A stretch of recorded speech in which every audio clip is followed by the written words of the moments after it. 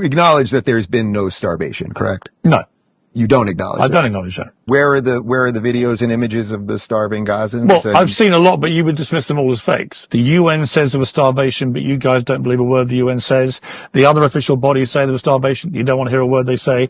Israel denies everything. You can say that no Gazan has starved at all. The reports by almost every official body say the opposite, but you don't believe them. However, the best way to get to the truth is let journalists who are used to covering in war zones, let them go in and do their job, particularly now we have the ceasefire. There is a reason the Israeli government is not letting the media in. They are terrified about what the world will uncover.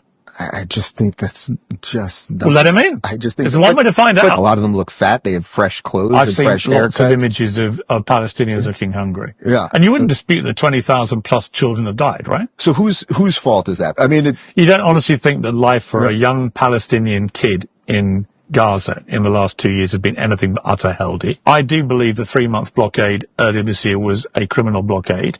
I believe it was deliberate starvation of a people, deliberately denying them food and aid.